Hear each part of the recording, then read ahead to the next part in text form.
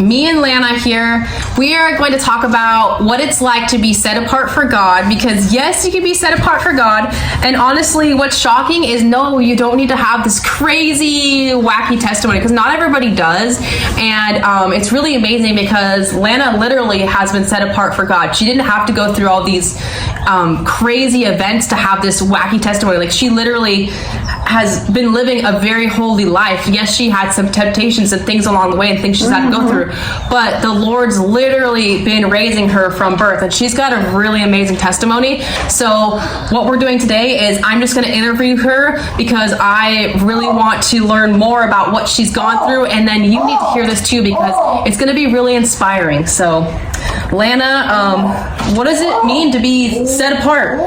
Share that. You know, it's really interesting because I've been sort of coming to this conclusion, and now I'm absolutely positive. I've just been reared by God for God my whole entire life. I don't have a come to Jesus testimony. I don't have one of those. I don't have all kinds of stuff. I've just been systematically reared by Him for Him, and that is not a dull life, let me tell you. Life has been an adventure. That's the book that brought my husband to the Lord, An Experiment in Faith, and it's an adventure, something like that. You know, and really walking with God is a real adventure. And so I have been reared by Him for Him. I was, just to start off with a little bit of background, I'm an only child. My mother was an only child, so, you know, but I wasn't spoiled because they both were not about to do that. All right, so anyway, I was the only child. I grew up in Toledo, Ohio. Had a life. My dad was a cop, which was interesting because I've never done drugs, I've never done sex, never gotten into any of that kind of normal bad stuff. And part of that was because my dad was a cop, okay, in Toledo, Ohio, which is a big city. And not only that, he had my picture and my mom's picture on the desk, and he was Secretary of Police, so it was an elected position. So all the cops in Toledo knew Corny's daughter, me. So that just, that keeps you out of trouble. It puts boundaries on you, and you know that there's boundaries on you. Okay, that was really helpful. I grew up going to church. My parents were Christian. Yeah. They were Lutheran, and I was raised in a Lutheran church. I was Lutheran for 30 years. And they just, every Sunday I went to church. I was, baby in the nursery, and then so on and so forth. Just a fun, clean growing up. And because I was the only child, my parents had to keep me out of trouble. And so they did. So they just kept me going into all kinds. But then that pushed me to be comfortable in any situation too. Yeah. They could throw me into something and I was comfortable with it and had fun with it. And so that's just the background. There's a minor miracle, and then there's a bigger miracle I'll tell you about. But the minor miracles, my mother did not want me to have a dog, okay? I'm 5 years old. My mom did not want me to have a dog, but my Uncle Jim came over with a puppy this big, handed this puppy to my mom, and said, "Here, Lola, this is for Lana." Now you don't have a choice. Nope, and I had Corky for 15 years. Aww. So that's awesome. You gotta love the people that showed me I was loved, and I knew it. That was the whole point of my childhood. To tell about your money story.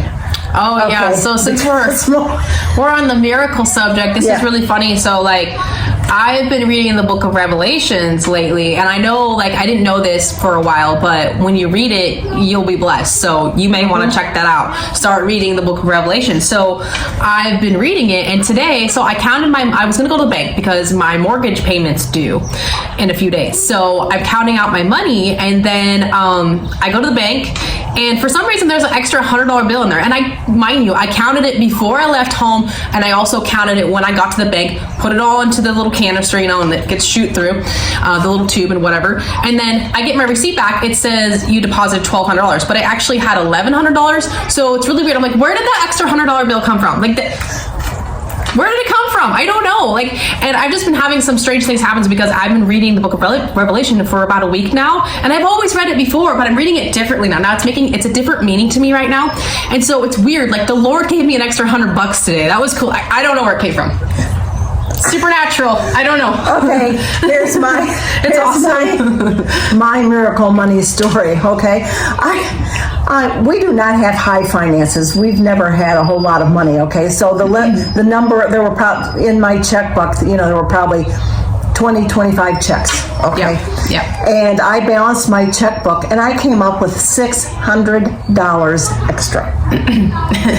Okay. Where did it come from? I thought, now this can't happen. That's a lot of money. That is. That was for me. It's a lot of money. It's a lot. And so there was $600 extra. Now this was just about 3 years ago. Okay. Yeah, it's pretty recent.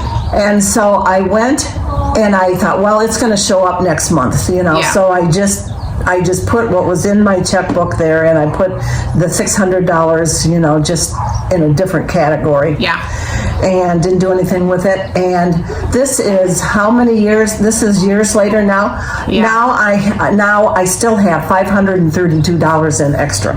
Every month, the checkbook, it's like God gave me an extra $600. It never showed up anywhere. There was never any kind, and I balance to the penny. I'm of that age, I balance to the penny, and I use the checkbook. Yeah. Nope.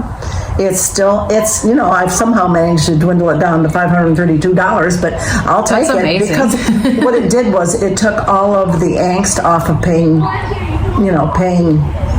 life's bills, because I was in charge of exactly. my husband took care of all of the miscellaneous weird stuff, and I paid the bills, and so that was nice. That's amazing. Yeah. It's amazing when God shows up, because like you don't expect it, and then he surprises you like with a miracle like that. And it's so the cool. little things. Those little things. What I love is that he's in charge of the little things, because Yes. life is made up of little things. Yeah. As we go through life, we balance checkbooks. Yeah. We take the kids, we go to the grocery store, we do all of the basic stuff in life. But God is in charge of the little things. Yeah. And that's what Yes. I've seen. And I've had big things, really big things happen to me. But it's the little things that I appreciate so much. And I make sure I thank him, too. Oh, yeah. Because, $600 extra in your checking account. That's nice. Yeah, that's really nice. That's nice. Yeah. Well, and I actually needed that extra $100 for groceries, so I was like, okay, cool. Like, I can get the groceries. That's awesome. Yep. God is good. Yep. It's awesome. I love that so much. It's amazing. So, we plan to do some more videos like this because Lana has so many stories to tell. Like, she's had so many miracles in her life, and we want to make sure that you tune in like every single week, because there's going to be so much great content here, and Lana's just going to keep sharing her stories. But we just wanted to share part one because we want to share what it's like to have a testimony like this, being set apart for God, because there's not a lot of people that share that. So if this has touched you, please share this with a friend. Please give it a like and a comment, please. We would really appreciate that. We'd appreciate you partnering into this ministry, and as we dive into more miracle stories. Yeah, and my buddy Amanda here, we've known each other for quite a while. She has her stories, too. Oh, yeah. So it's not going to be just about me, okay? Lots of miracle stories to come, so please fun. stay tuned.